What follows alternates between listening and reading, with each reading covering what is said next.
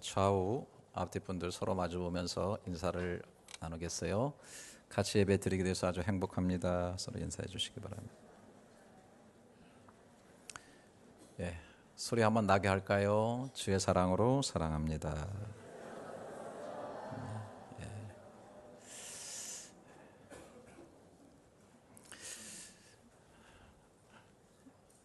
어제 제 아내가 저한테 물었습니다. 내일 설교 제목이 뭐냐고. 그래서 그 해골에서 들려오는 메시지라고 그랬더니 깜짝 놀라면서 아이 농담이겠지. 정말? 정말 해골에서 들려오는 음성. 근데 오늘 아침에 주보를 보더니 정말이네 그러더라고요. 여러분 어떻게 해골에서 소리가 들릴 수 있나요? 해골이 말을 하나요? 저는 그 해골에서 많은 얘기를 들을 수 있다라고 생각을 합니다. 지난번에 구원파의 교주인 그 유병원 씨가 사체로 발견에 대해서 장례를 했죠. 인터넷에 떠도는 그 시체의 사진을 보니까 벌써 머리가 백골이 되어서 해골만 남아 있었습니다. 그걸 바라보는데 어떤 설교자처럼 더 강하게 저한테 그 해골을 통해서 메시지가 들려오는 것이었습니다.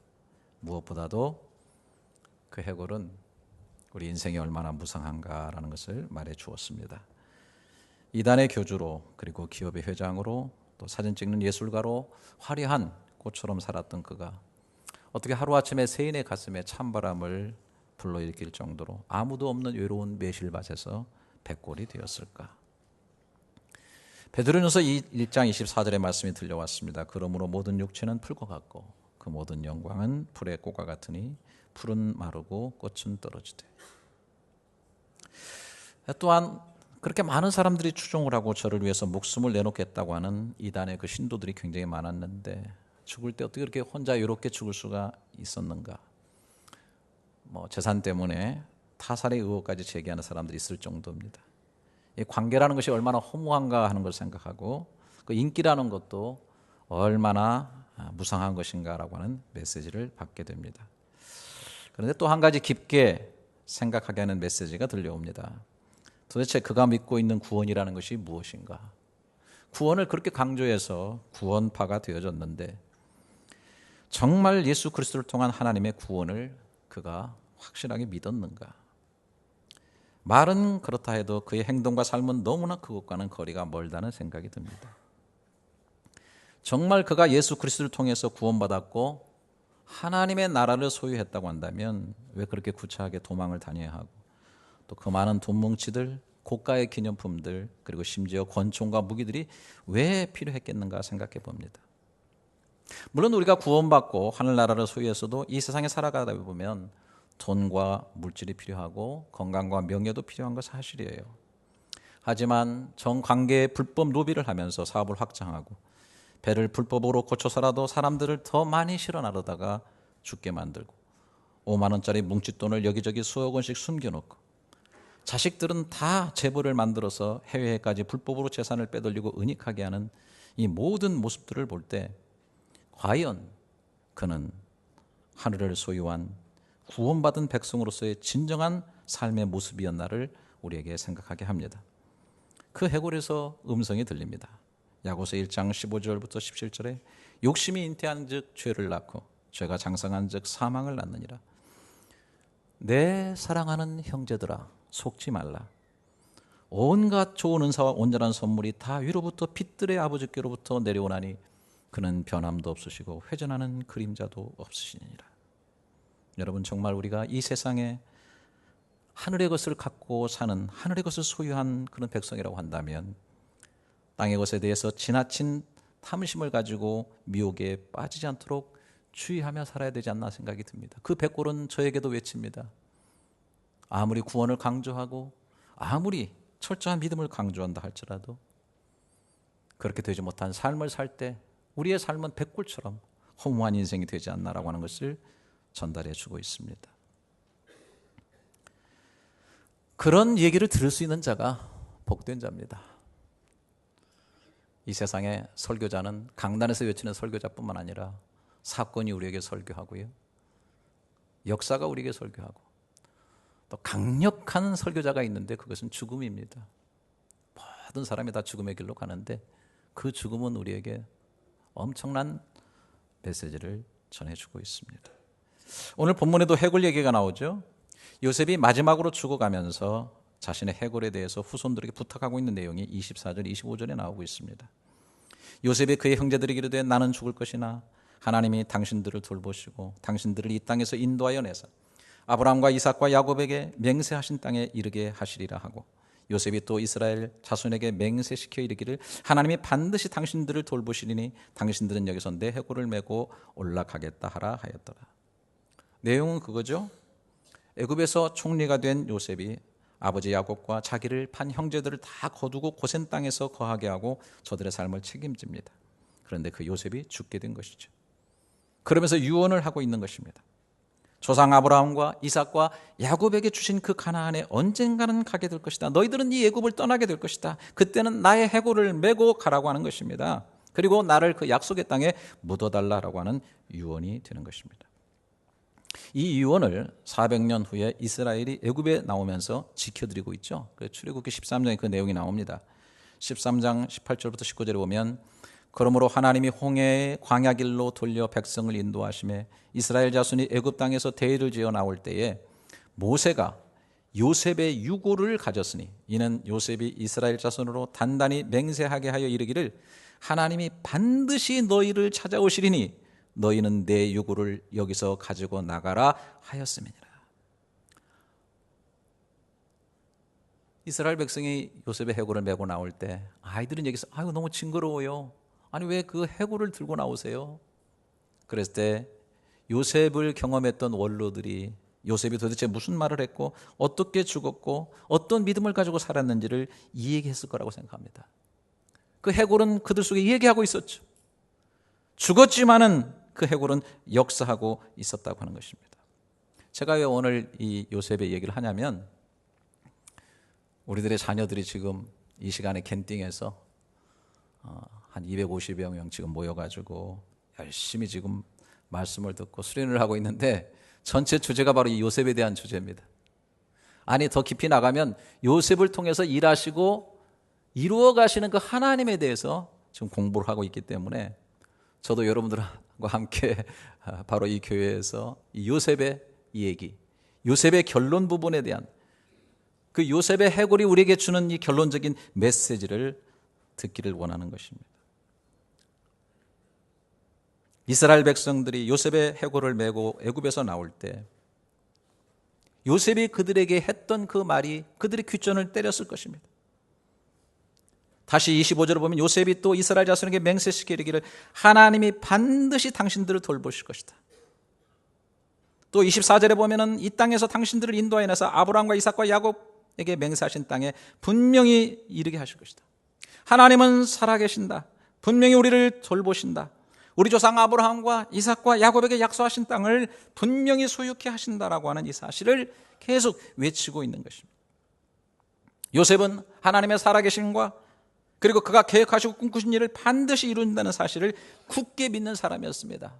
예, 그는 어렸을 때 채색 옷을 입고 엄마 아빠에서 사랑을 받고 있을 때뿐만 아니었습니다. 형들에게 팔려가지고 구덩이에 갇히기도 하고 또 애굽으로 노예로 가기도 하고 억울하게 감옥에 가기도 하고 이런 모든 과정에서도 한 번도 흔들림이 없이 하나님은 살아계시고 함께 하시고 그 약속을 이루시는 분이라고 하는 사실을 분명하게 믿고 있었다고 하는 것입니다.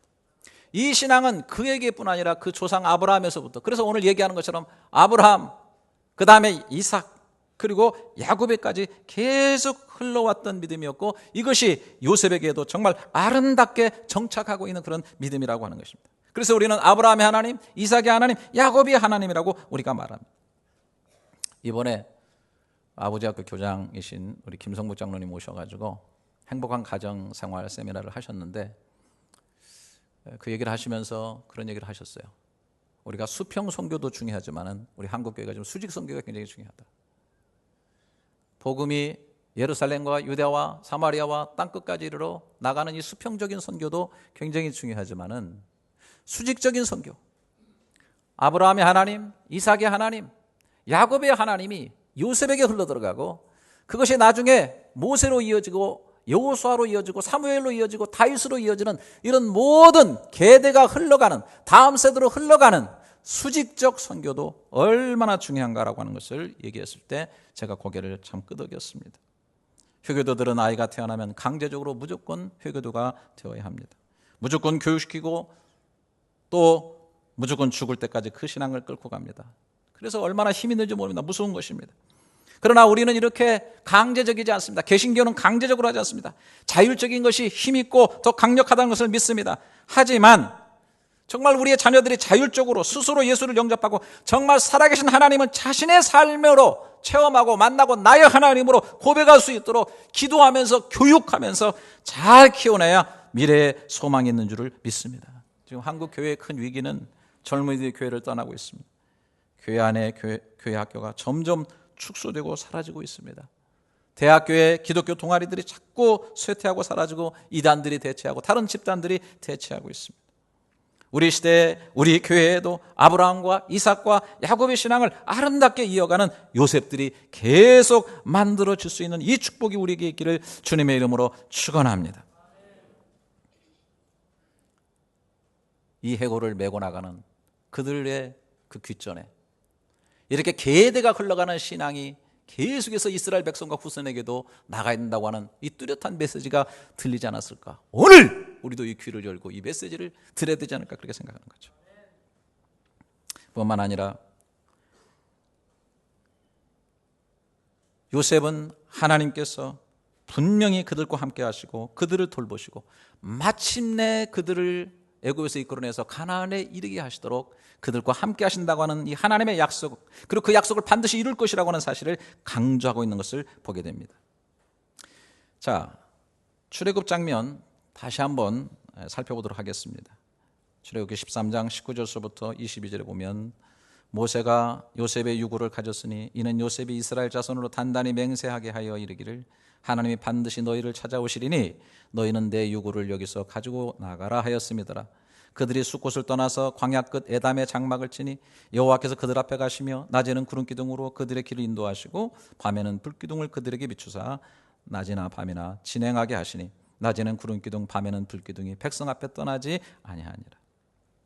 자, 여러분 그림을 한번 머릿속에 한번 그려보시죠.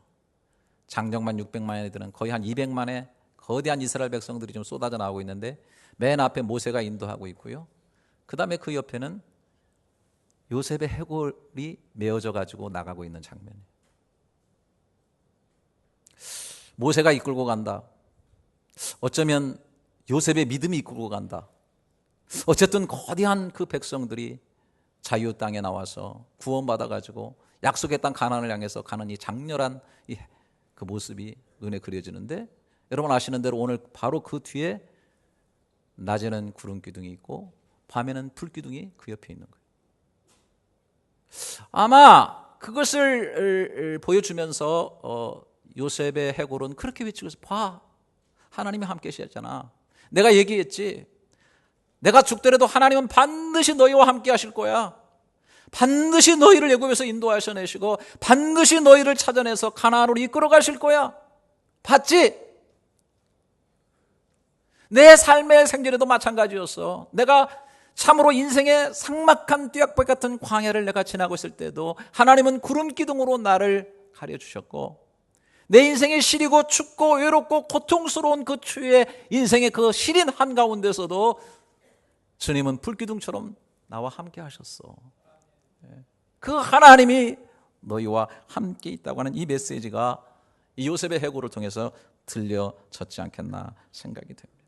오, 사랑하시는 여러분, 오늘 또 우리 인생의 길에서 하나님은 우리와 함께 하시고 반드시 당신의 약속대로 우리를 찬란하게 인도하는 사실을 믿으시기를 주님의 이름으로 축원합니다. 그 해골에서 그 메시지를 분명히 들으시기를 바라요. 우리 인생은 다 백골이 되어지고 해골로 끝이 나는 인생이지만 그것이 끝이 아니라 그 해골이 찬란하게 이끌림을 받아서 믿음으로 말미암아 가나안으로 들어가게 된다고 하는 이 사실, 영원한 삶이 우리 속에 주어지고 있다고 하는 이 메시지를 분명하게 들으시기를 주님의 이름으로 축원합니다. 뿐만 아니라 그러한 삶을 알기 때문에 요셉은 그 어떤 것도 넘어서면서 큰 마음을 가지고 용서하고 사랑하는 그런 삶을 살았다고 하는, 사실 이 요셉의 해골은 우리에게 어떻게 돼요? 이렇게 백골되고 진퇴되는 삶이기 때문에 짧은 너희들의 생애를 서로 용서하고 사랑하면서 하나님의 아름다운 법을 성취하라고 메시지를 던져주고 있다라고 저는 그렇게 생각을 합니다.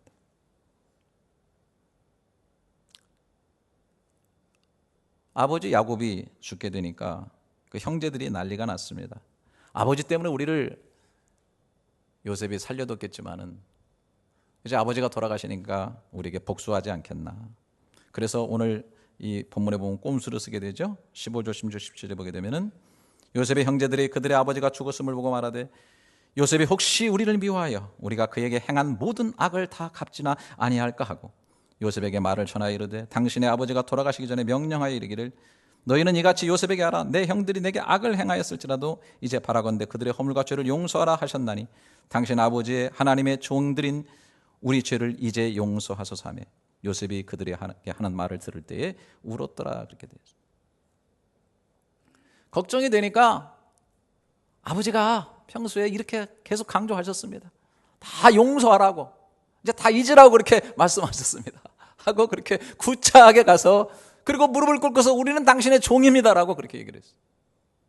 그랬을 때 보니까 들었을 때 요셉이 울었다. 그렇게 돼 있어요. 저는 왠지든지 이 구절이요 저를 울려요. 제 가슴에 정말 굉장히 진하게 들어오는 그 말씀. 여러분, 일반적인 사람들을 한번 생각해 보십시다. 요셉의 눈에서 눈물이 나오겠습니까? 생각해 보십시오. 그 어린 것이 정말 숨막히는 그 구덩이에 빠졌을 때 요셉은 얼마나 발버둥치며 울었겠습니까? 그러면서 형님 나를 버려두지 마십시오. 나 죽습니다. 그렇게 울부짖는데 그 아이를 도로 꺼내가지고 쫙 하는 애굽 상인의 손에다 팔아넘겼을 때 질질질질 끌려가면서 아마 몸부림을 치면서 오열했을 겁니다. 형님들 내가 잘못했습니다. 나를 살려주세요. 냉정하게 돌아섰습니다. 물건 지급되는 그 노예 생활을 하면서 얼마나 밤마다 슬피 울었겠습니까? 채색 옷을 입고 엄마 아빠의 사랑을 그렇게 지극히 받았던 그 삶을 돌이켜볼 때 너무너무 고통스러웠을 거예요. 반면에 형들에 대한 증오, 그 아픔, 원한, 이것들은 얼마나 마음속에 가득했을까요? 눈물을 흘려도 눈이 다 진무르도록 울어도 그 눈물이 아마 핏빛이 됐을 겁니다. 게다가 억울하게 감옥에 들어갔을 때는 얼마나 고통스러웠을까요? 눈물 흘리다 눈물이 다 말라버려가지고 이제는 이를 갈면서 울지 않으리라. 내 인생 다시 울지 않으리라. 내가 이 악을 갚으리라. 내가 복수하겠다. 아마 이렇게 마음속에 수천 번 다짐하면서 마음을 다지면서 그냥 강철같이 그냥 강팍하게 만들었을 거 아닌가 그런 생각이 들어요.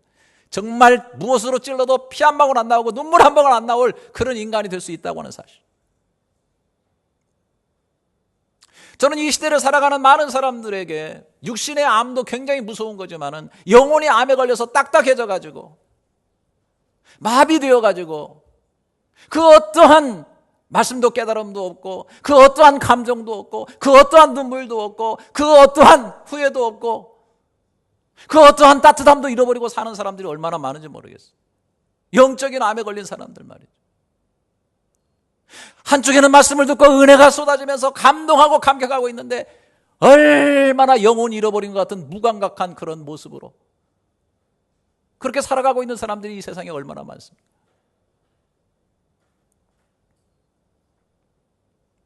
어머니 학교를 하고 아버지 학교를 하고 수많은 사람들이 말씀을 발표하면서 삶을 발표하면서 눈물 흘리고 폭포처럼 쏟아지는데 멍한 모습으로 게임하고 있고요. 제가 영성훈련을 해보니까요, 막 세족식을 하면서 막 오열을 하며 통곡을 하며 서로 껴안고 막 눈물 흘리는데 고개 쳐들고 자고 있는 인간도 있더라고.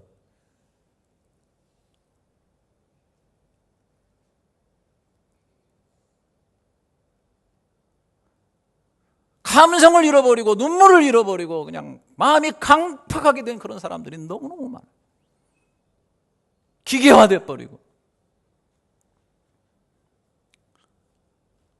저는 오늘 여기서 이 요셉 속에서 뜨거운 눈물이 있었다고 하는, 형제들을 향한 뜨거운 눈물을 흘릴 수 있었다는 그 모습을 볼 때 정말 얼마나 감동이 되는지. 이 눈물이 어디서부터 왔을까요?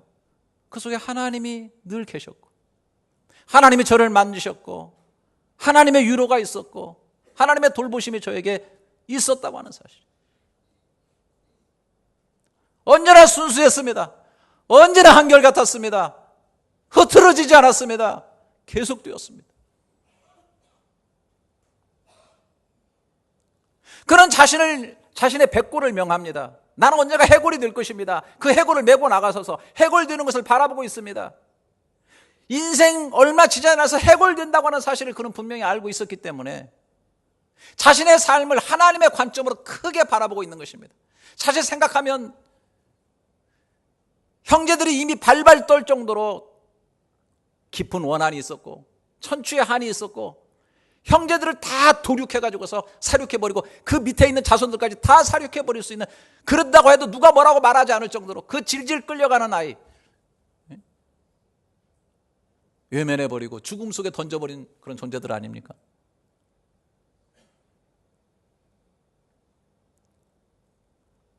그러나 오늘 그는 말합니다. 하나님의 큰 관점으로 그는 보고 있는 거예요. 내가 어떻게 하나님을 대신하겠습니까? 아브라함의 하나님, 이삭의 하나님, 야곱의 하나님, 아브라함과 이삭과 야곱에게 무엇을 약속하셨습니까? 너희들을 통해서 내가 큰 민족을 이루고 내가 땅을 주겠다, 너희들이 복의 근원이 되겠다고 하는 거대하고 크신 하나님의 약속이 그들에게 있었습니다. 그는 들었습니다. 이 신앙이 아브라함, 이삭, 야곱, 요셉을 향하여 몇 년이 흘러왔습니다. 굴절되지 않고 흘러왔습니다. 그렇기 때문에 그 시선으로 바라보는 것입니다. 내가 여기서 저들을 처단하고 저들을 자손까지 다 도륙하게 되면 어떻게 고센 땅에 들어간 70인밖에 안 되는 그 족장, 그 세대의 족속들이 나중에 400년 이후에 나올 때 장정만 600만 되는 이스라엘 나라로 만들어서 나올 수 있겠습니까? 어떻게 큰 민족으로 나올 수 있겠습니까? 만약에 요셉이 만약에 그 악을 갚았더라면.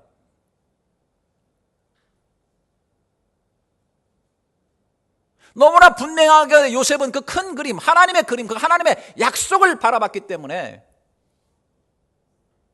오히려 하나님께서 나를 애굽에 보내셔서 이 땅에 7년 풍년이 들었다가 극한 7년의 흉년이 드는데 그 풍년의 때에 창고를 준비해서 먹을 것을 준비해서 그 인동의 모든 사람들을 살릴 뿐 아니라 자기 가족들을 살리게 하시려고 하나님이 나를 보내셨다고 분명히 그렇게 해석을 하고 있는 것입니다.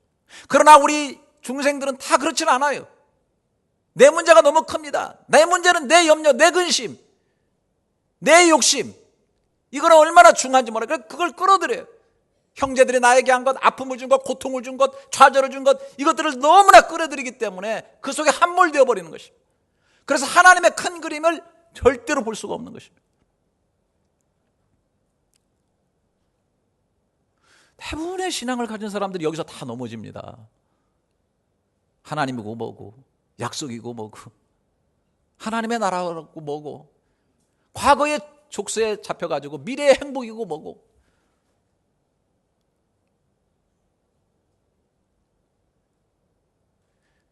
요셉은 그 해골을 명하였습니다. 이스라엘 백성이 들고 가는 그 해골은 우리에게 말해줍니다. 너희도 곧 해골이 될 거야. 사랑하며 살아야 돼. 용서하며 살아야 돼.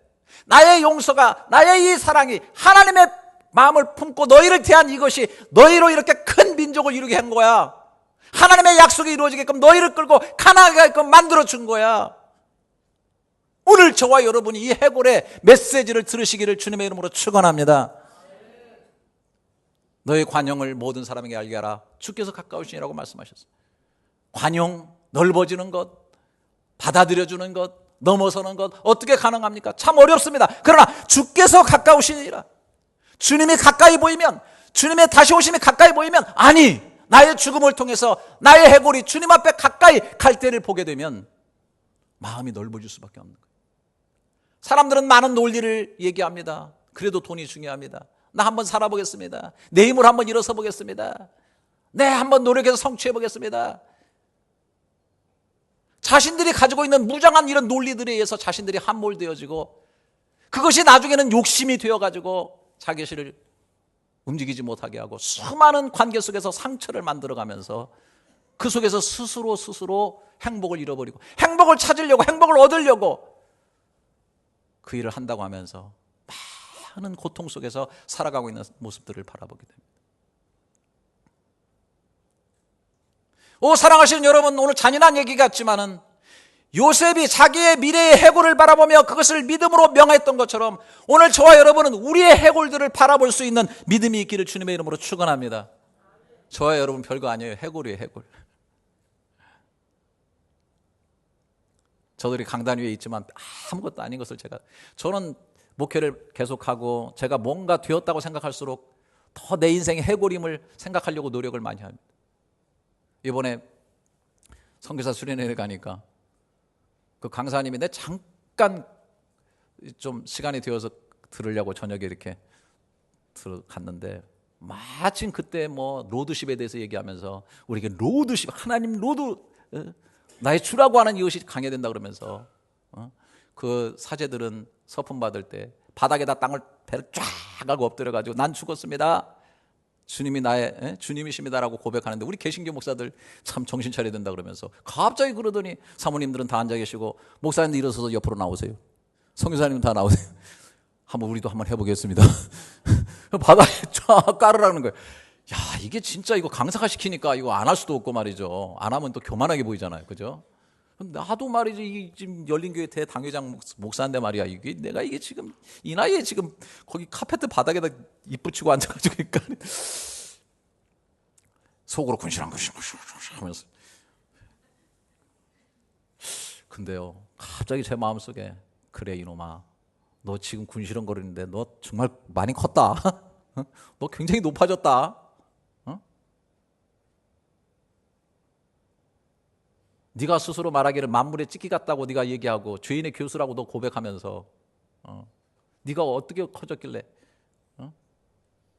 내가 십자가에서 너를 위해서 피를 내가지고 죽어줌으로 인해서 네가 구원받고 너 목사 노릇도 하고 그렇게 하는데 네가 배를 땅에 깔지 못해? 쭉 뻗지 못해? 그거 한 번 모습도 못해? 그 생각이 드니까요, 제가 진짜 쭉 뻗었습니다. 아버지 날 죽여주시옵소서. 나는 해골입니다. 나는 아무것도 아닙니다. 그렇게 자존심이 중요합니까? 그렇게 명예가 중요합니까? 주님은 십자가에서 침뱉음을 받으셨어요. 자존심이 다 뭉개졌습니다. 하나님의 아들이든 내려오라고 침뱉음을 받았습니다. 사랑하시는 여러분, 우리가 궁극적으로 해골임을 생각하시기를 바랍니다.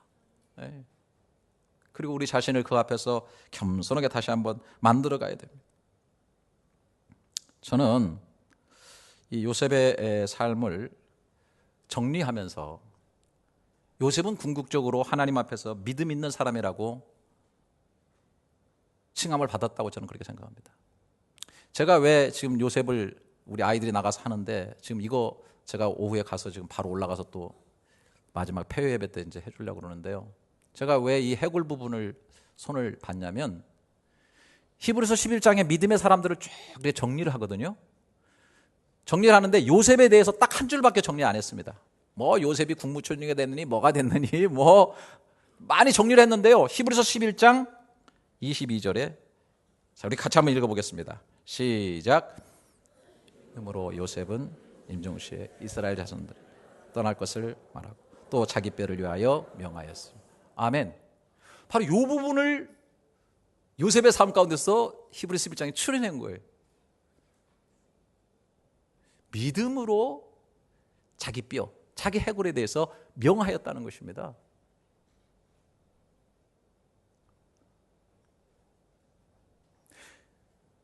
해골로 다 끝나버릴 수밖에 없는 그런 삶이라 할지라도 믿음을 가지고 약속하시고 나를 붙잡으신 하나님께서 분명히 이들을 애굽에서 끌어내셔서 내 해골을 메고 가나안을 향하여 들어가게 될 것이라고 하는 사실을 찬란하게 믿음으로 바라본 거예요.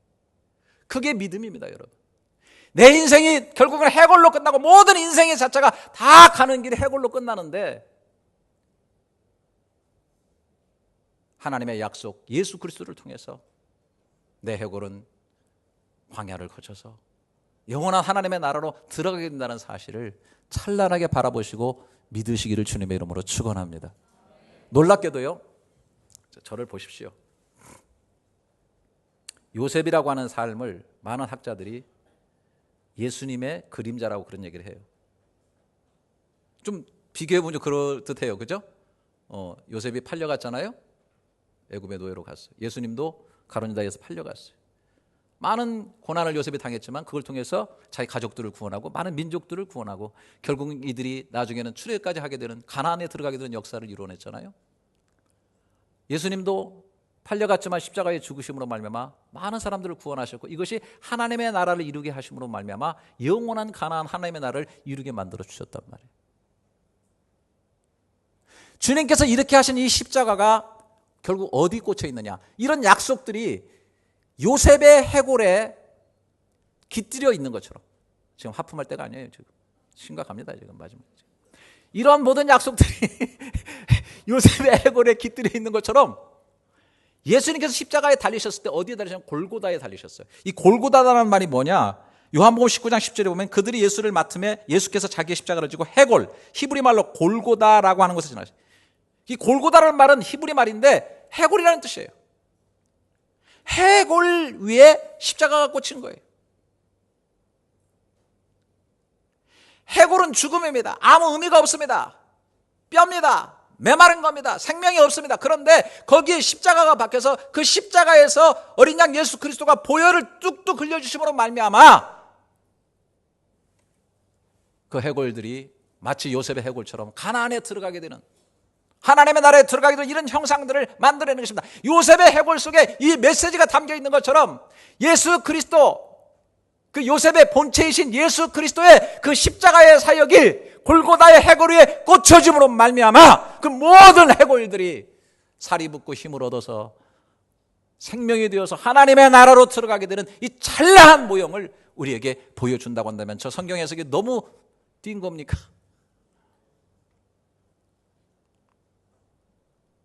요셉의 해골은 영혼을 우리에게 말해주고 있고 요셉의 해골은 믿음으로 사는 자에게 하나님의 나라의 약속이 있다는 사실을 가르치고 반드시 그날이 우리에게 오게 된다고 하는 사실을 알려주면서 그러한 삶이 있기 때문에 우리가 그 큰 그림을 바라보면서 형제들에 대해서 용서하고 사랑하고 넓은 마음을 가지고 눈물을 흘릴 줄 알고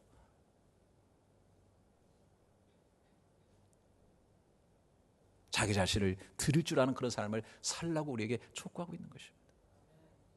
어느 그 앞에 제가 얘기했던 유병원의 해골처럼 되어서는 안 됩니다. 비참한 겁니다. 우리들의 믿음이 삶으로 정말 나타나는 그러한 삶이 되어서 여러분의 삶 가운데서 정말 말하는 이 요셉의 해골의 메시지를 들으시고 지혜로운 자의 삶으로 또 이기는 자의 삶으로 살아갈 수 있기를 주님의 이름으로 축원합니다. 기도하겠습니다.